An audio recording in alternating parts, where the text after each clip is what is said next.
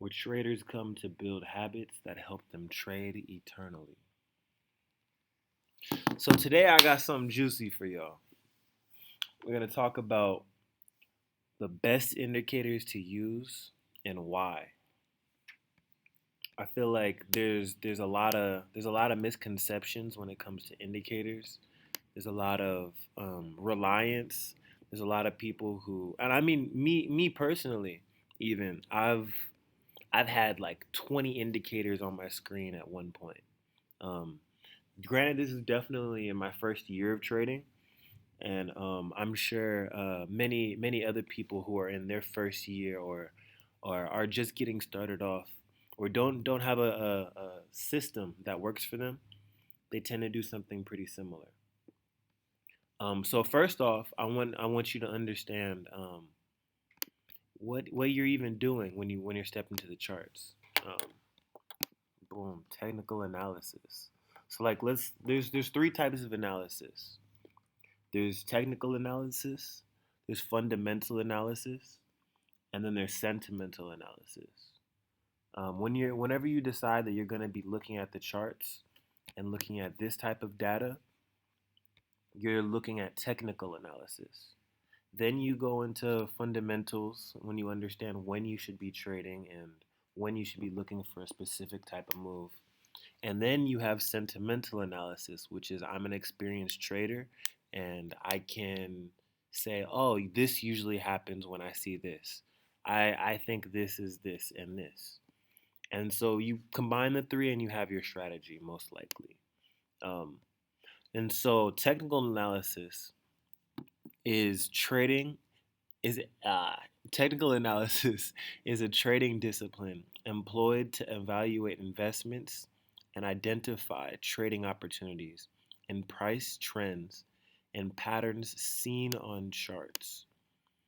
Seen on charts.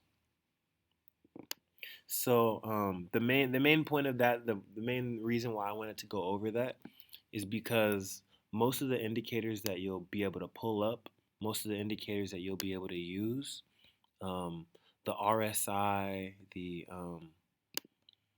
VWAP, all of these different indicators, the MACD, they're telling you things that you already know. They're telling you things that you don't really need to look up. So like let's go over that. RSI. So the RSI begins to go down here. Do you see that also in the charts? Do you see that there's like also, oh, okay, like the charts are going down. It's testing a previous low here. Huh. It's starting to look oversold. Okay, that's interesting. Like you can pick up all of the information that you're looking at with indicators by looking at the charts. So and one of the main reasons why I personally don't use indicators is because they are lagging in nature and they are dragging in nature. So they're trying to interpret what these candles are telling you, but they're lagging and they're dragging, so they're not on time. Um, and so let me get into now what the let me see.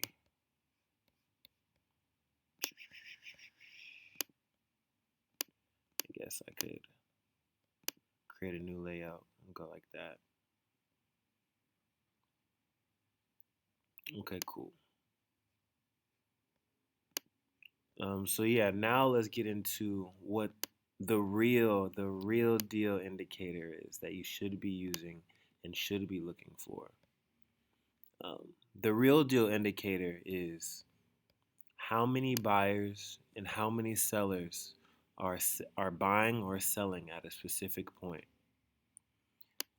How much liquidity, how much money is being put into the market. That's the only thing that matters when you're looking for a quote unquote indicator. Liquidity is the best indicator. Um, so I recommend getting to know one pair or two pairs with no indicators. Literally, go back in the data as far as you can and check out, okay, where is the money flowing? Why is it going up here? Was there like an influx of buyers that happened at the bottom? Do I see anything like that? And that's why I use volume. These volume candles are really important to me because they show me how many buyers are stepping in relative to the rest of the market. How many sellers are stepping in relative to the rest of the market. And that definitely helps you move forward because it's in real time. Um, but if you get to know one or two pairs without using indicators for a while, you'll begin to notice trends. Like this, for instance, this happened on a. This is how big was that?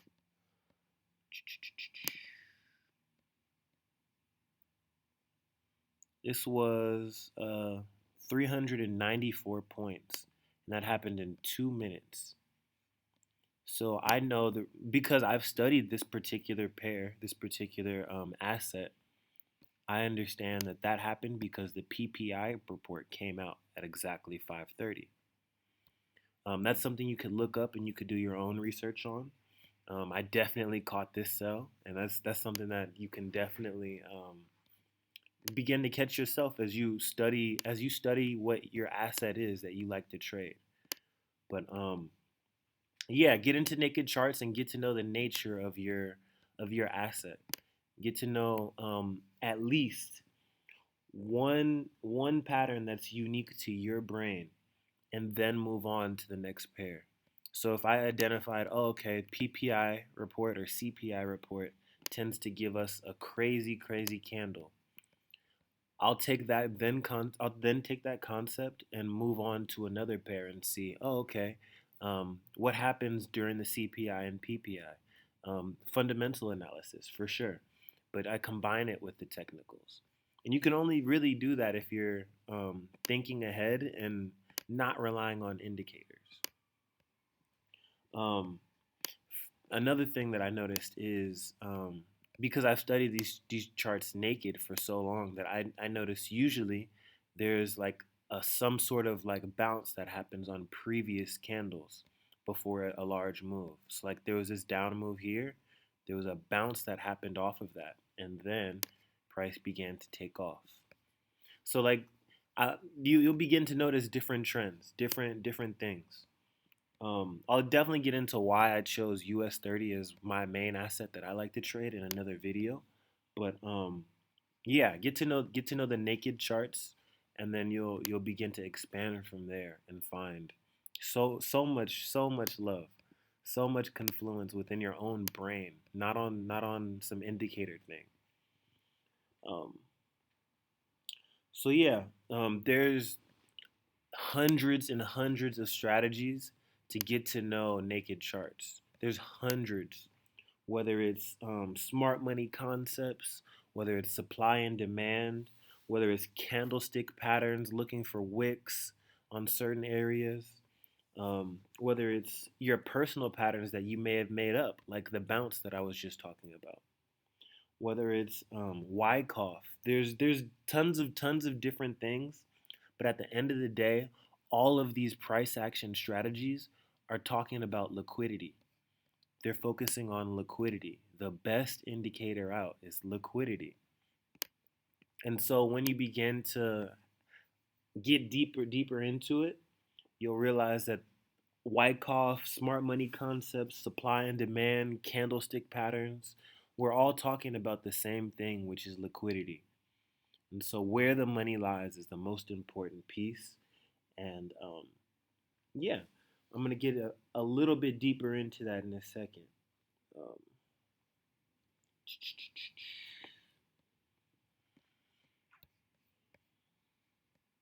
so yeah, next we'll talk about smart money concepts. So smart money concepts uses a lot of Fibonacci. Smart money concepts uses a lot of equal highs and equal lows to base where the liquidity is. Like for instance, we see right here, these are two relatively equal lows, right? So a smart money concept says that at some point this needs to get swept, and we would look for sells as it's above. We would look for sells for that to get swept. Smart money concepts also says that when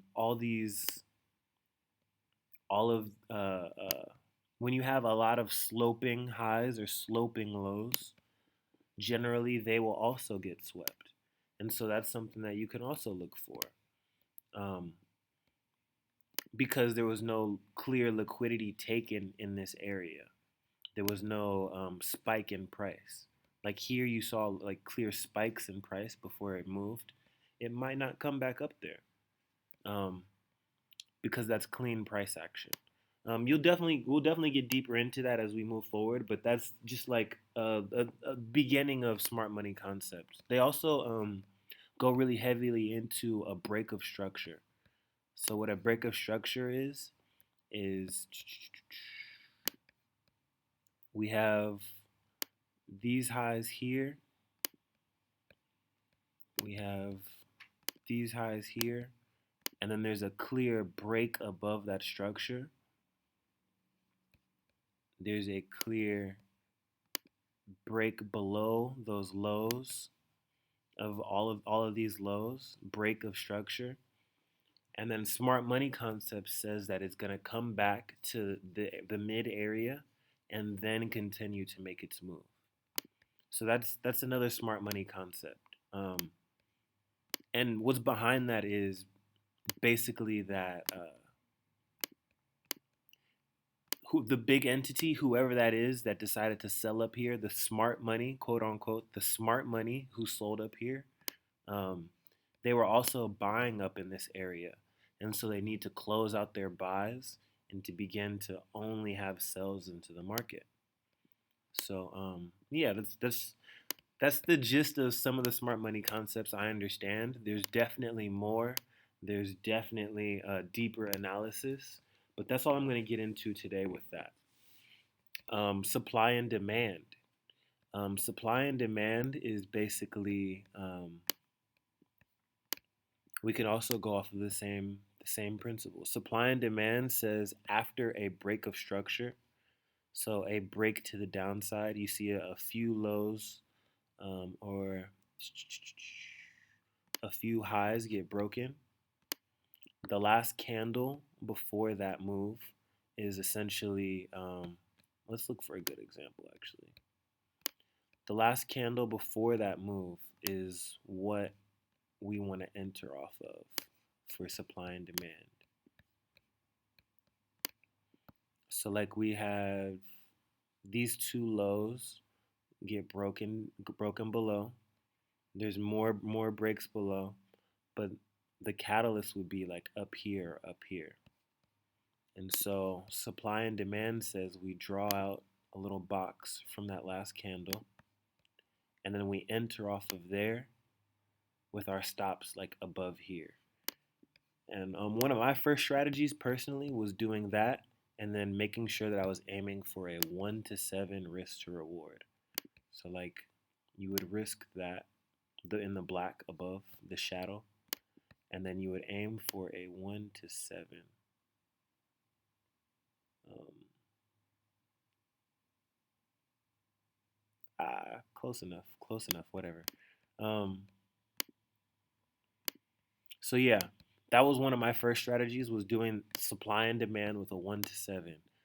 That's definitely something that you can check into, something you should study if you're into price action or want to learn more about how you should trade. It'll definitely do you wonders. Nothing works 100% of the time, but if you have the right risk to reward, it doesn't matter. If you know when you want to show up to the charts and you're consistent, you'll still find profit. Um, Candlestick patterns. I feel like the combination of the concept of break of structure comes with like everything. So like after a break of structure, I want to see wicks going to like, so I see like structure. We had a low here, we had a high here, we had a low here, we had a high here. So it's creating lower lows and lower highs, right? So then I want to start to see wicks to the top side. And when I see that, it's usually green to enter. Um, that does that mean that is that a complete strategy in itself? No. You definitely need to create different rules for yourself around it so you're able to maintain your risk reward and maintain your risk to being something that's worthwhile. Because a one to one, while it's just not it at the end of the day. Like you need a super high probable trade to get one to ones to be profitable. Um, anyway, lastly, I'm gonna get into Wyckoff very slightly. I think Wyckoff is something you need to study deeply by yourself because it's such a deep concept. But generally, what Wyckoff says, or Wyckoff's main theory, is that the longer the consolidation, the stronger the move will be. So the longer the consolidation, the longer the sideways movement. Consolidation is definitely like sideways movement. Like price is neither going up or down. It's going sideways, um, which is one of the three states of the market. So the longer it stays in the box, the bigger move that it's gonna have. See how it's just ranging in the 50% of this, and nothing is really going on in here. So the longer that happens, the bigger the move. So yeah, um, that's generally what Wyckoff is. It shows you how to read the consolidations, and it gives you meaning to okay, like what is happening in this consolidation. So I highly recommend checking that out as well. Um, there's a few YouTubers who I will link in the description who I personally really enjoy, and you could go get this information for free. Um, dope. But the deeper you get into your journey, the more you'll realize that everything I just named and every other strategy that you can really think of that works is based on liquidity. It's based on liquidity. So that's the best indicator. You can find a little bit more with it, more deeper liquidity secrets with volume, with Wyckoff, and with self study. So get your charts naked. Check out the price action history, see what happened when, and follow the charts on a consistent basis. And I promise that you'll continue to grow. But you have to put in the work so you can understand what's going on. So this is Trade Haven Eternal, and yeah, let's keep trading eternally.